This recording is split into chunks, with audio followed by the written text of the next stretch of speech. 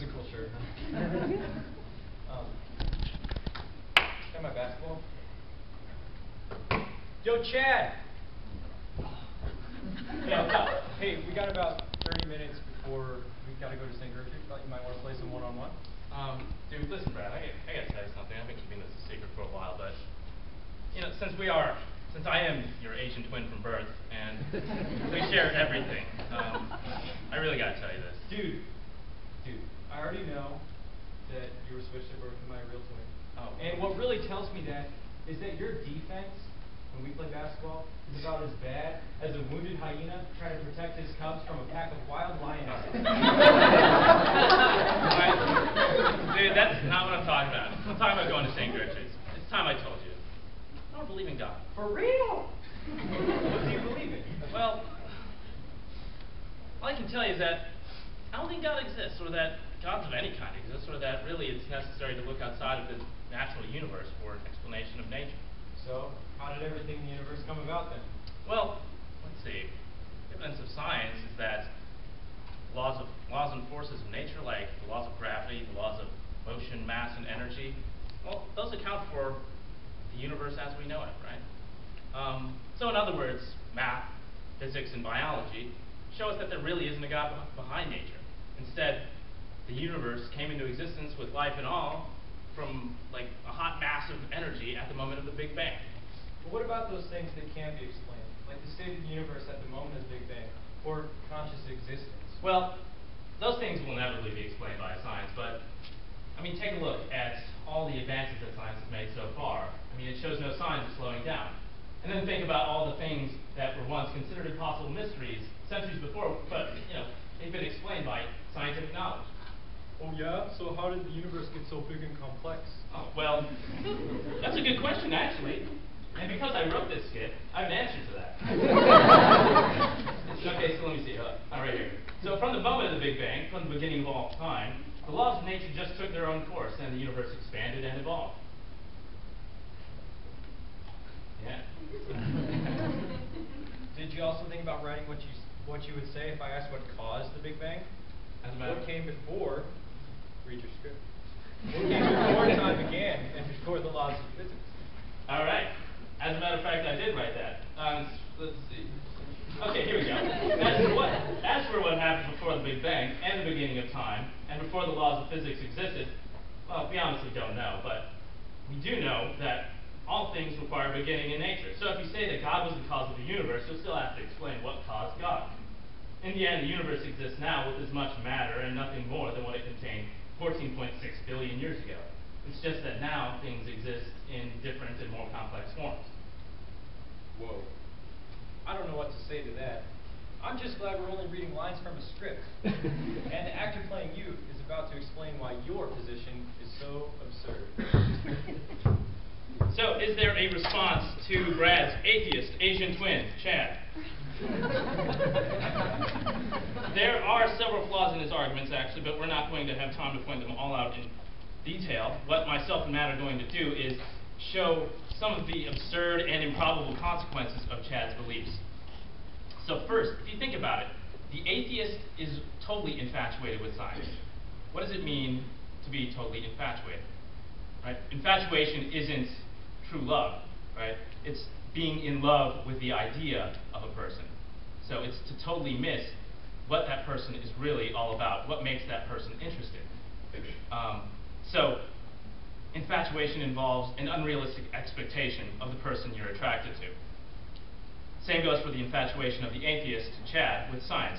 He's in love with the idea that science can explain everything. But science can't do that. That's not what it's supposed to do. What science does is limited to observing the physical universe and making mathematically precise predictions and conclusions about it. What science explains is how things in the universe work, but not why they exist. When science attempts to explain the how with the why, it just confuses the issue. This is like knowing how babies are made, yet missing the answer to why a child's parents wanted to bring the child into the world in the first place. So, we want to know, what is the purpose driving everything? What is the big picture? And that's what science misses, the big picture. So you know how like 5-year-old kids, when they get really curious and kind of annoying, and they ask all these why questions, like, why is the sky blue? And then, yeah, right? And then you answer that question, they got another why to follow that up, and they got so many whys, and you're like, just trying to find a way out, like, you know, trying to distract them somehow. So imagine if a 5-year-old interrogated Chad long enough to the point where Chad was like, all right, I'm done with this, and he tries to put an end to the questions. So Chad responds by saying, why? Well, that's just how things are supposed to work. But then, the 5-year-old, he has one more question for Chad. But why does everything in nature only do what it's supposed to? So this 5-year-old would be asking something very deep. And that's where Chad's scientific method stops. Because all his science-based arguments really just explain how nature works. But our 5-year-old is a deep thinker who wants to know why nature has all this organization. All right, stay with me. If there is no intentional order built into the universe, we couldn't postulate the laws, the natural laws that we experience and can theorize. Because in order for a natural law to exist, we must prove that this postulate, this idea that we've discovered, must be true always, i.e. not random. So there must be some order in this universe. Some of these, for examples, the law of gravity, which states that every point of mass is attracted to another point of mass. You guys experience this every day. It's a constant 32.2 feet per second squared. Or the laws of thermodynamics, which you guys also experience every day, which shows that the transfer of heat will always flow from hot to cold until an equilibrium is met. These are laws of nature. These are true. They're always true. But they can't simply be explained like, well, it's a law, that's why it's true. There has to be a reason for why these laws are true. One last one I want to pose to you is the natural law of decay and simplicity. When things are left to themselves, naturally, they just want to break apart and become simpler forms. An example of this is when you have a ripe banana on the table. You notice that when you first get it, it's very green, but after a couple days, it starts to yellow, and after a few more days, it becomes a rotten brown. Again, this is the natural order. Things decay. So, if things naturally decay, what caused atoms to start organizing themselves and becoming more complex forms of life? So, let's look further into what's required for life. Scientists have determined that a large number of events in a specific sequence with precision proportions was required for life to evolve. So to kind of look at this precision that's required, let's look at our Earth. If the crust of the Earth was only 10 feet thicker, it would absorb all the oxygen in the atmosphere. Think about that. 10 feet thicker isn't much when you can think that the average depth of the crust is 35 miles. So, if such fine-tuning is necessary for the evolution of life, it's pretty reasonable to say that the universe must have been given its direction from an outside power. So, let's take a step back and look at the world. You may begin to realize that even such confidence in these natural laws that we can predict and that we know are true is some form of faith, because it's so improbable that the finely tuned universe could exist without a supreme intelligence. This is exactly what happened to one of my roommates in college. He was studying the higher forms of mathematics and really getting into his studies and really enjoying it. And so he started looking at all the connections that correlated between his classes. And then side by side compared the probabilities that these connections would have happened at random. And soon realized that it was just improbable. At the time, he didn't have a religious faith, but yet he couldn't deny the existence of God because of the complexity of higher order math. He had eliminated chance as an answer because it was so unbelievable. All in all, this inspired us with confidence in the order of the universe. It's like a piece of music that not only has harmony and beauty, but we can appreciate it. Because we are the only organisms that can look at the universe and say that it's beautiful and good. But we're the only forms of life that has the level of intelligence to to really appreciate the universe. So, everything special about our human nature is exactly what allows us to know the secrets of the universe. And no other organism is this special. So why are we so special? Well, Chad the Atheist would say that we aren't special at all, but we are products of accidents in the universe. So he will argue that by his sophisticated calculations, he can show that after enough random events and explosions and chemical reactions, some life just inevitably arose somewhere. So we happen to be the product of accidents in the universe, right? But the 5-year-old, he's back, and he wants to ask Chad, why is it inevitable? Because he wants to know what makes these forces act in a way that they must eventually produce us. After this question, Chad realizes that he can't satisfy the 5-year-old with his usual answer, so he tries to turn the tables on the 5-year-old. And he asks, well, why do you want to know? Okay? But our deep-thinking 5-year-old is gifted. And he responds, why do I want to know? Because I possess a self-aware consciousness. A rational... He's not done. And he's very smart, as you can tell. I possess a self-aware consciousness, a rational mind, and a sense of purpose. I'm not like the animals who just eat, sleep, and play. I mean, that's fine for them because that's their nature, but it's in my nature but my human nature, which is the most incredible thing in nature, is to seek something greater than itself. Okay? So Chad, on the other hand, he can just deny that there's any natural purpose to the universe and all life within it. But actually, that means he ends up with a universe without any goals or purposes in nature. Without any goals or purposes, we have chaos. And clearly, we're not in a state of chaos. Human organs have a purpose to sustain bodily life, and human beings have a purpose to know how to live well. So as I said before, when you ignore the purposes, you ignore nature. And it is in the 5-year-old's nature, until the day he grows old and dies, to wonder about the purpose of everything. Yet Chad the Atheist, he's convinced that our own nature is like a joke against us. Okay? He thinks we have questions and desires, but with no possibility of fulfilling them. So, if he was being totally honest, the atheist would respond to the 5-year-old's last question, why, by saying, why? Well, that's a stupid question, because you're a stupid mass of matter, and your thoughts are just physical things. There's no meaningful curiosity in you.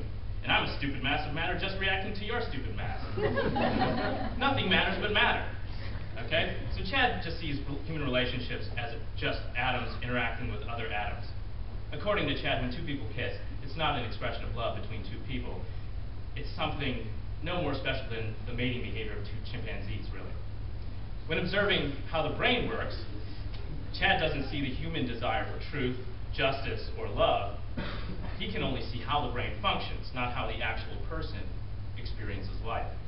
So the logic of the atheist forces him to be in denial about our experience of meaningful realities like love and justice. So, let me ask you, if his scientific method can't see it, does this mean that it doesn't exist? If the atheist position is correct, then the whole world can only be meaningful as particles, atoms, and molecules, and the laws of physics. The only thing that matters is matter. But does nature make sense without the qualities of justice, love, beauty, goodness, or truth? So keep that question in mind when watching this video about why Ricky Gervais, he's the creator of the show The Office, why he doesn't believe in God.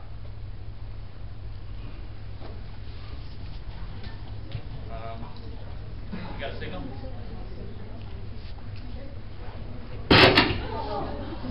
Lights?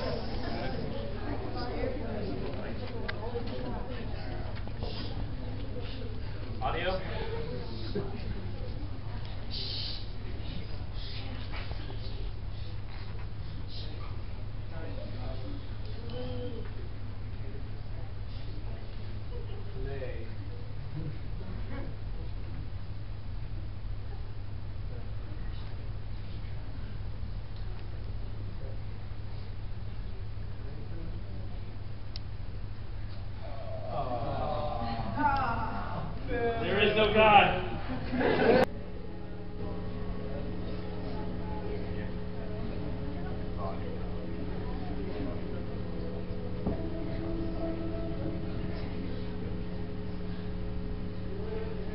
I loved Jesus. I believed in God. I think my mum wanted me to. I think for a working class woman who's rushed off her feet,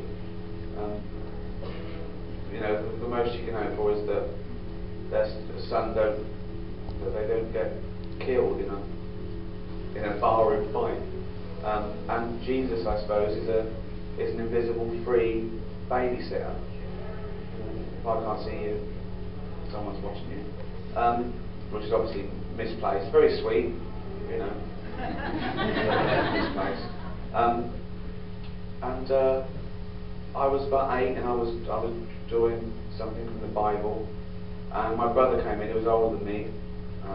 His name was Bob, still is, and he was about 19. And he said, "What are you doing?" I said, "Oh, I'm doing this, Jesus, God." He said, "Why do you believe in God?" And my mum went, "Bob." And I knew then that she was hiding something from me, and he was telling the truth. And I thought about it, and I was a bit of a scientist even then. I could read really well by the time I was 3. I suppose I was a bit of an experiment because I was the youngest by 11 years, and I was into science and nature, and I suppose I was a logical person, and I thought, but I learned it through body language. I learned it through that human interplay between these two people, that one was worried about what the other one was going to tell me, so I assumed that my brother had something big to tell me, and my mum, protecting me, didn't want me to hear it. So I just made the conclusion that he was right.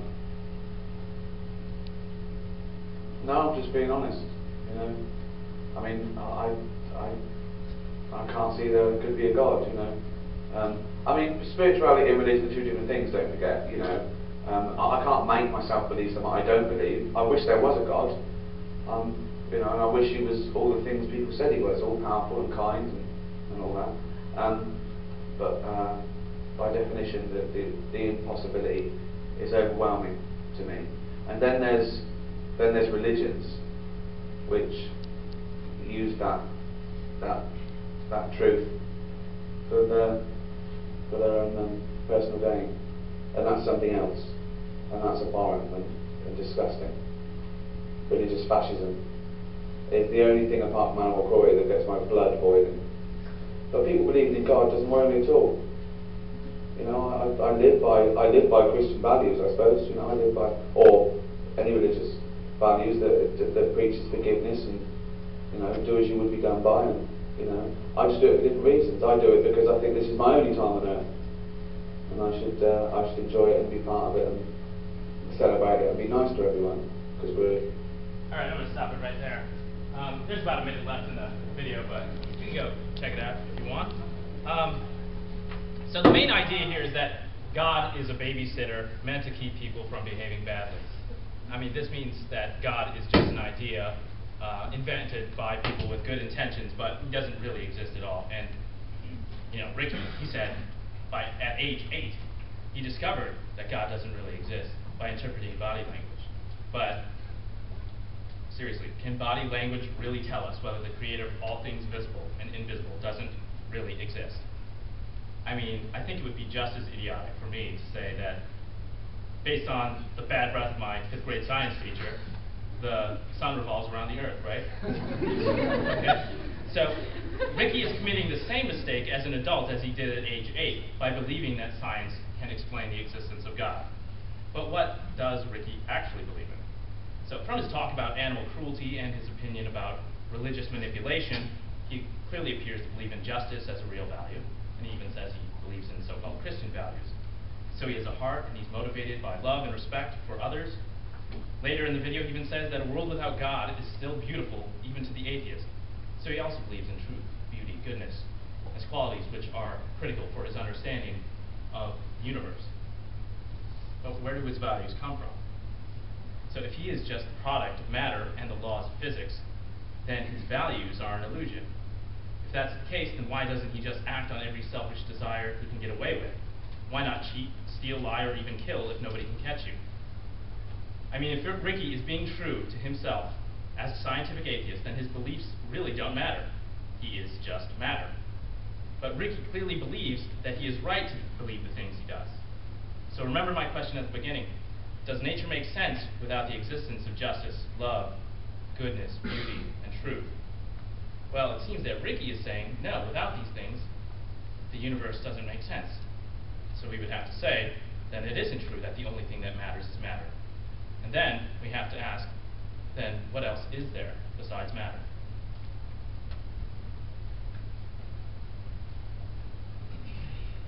All right, we're going to take these thoughts, okay, that are circling, and go to small groups. So,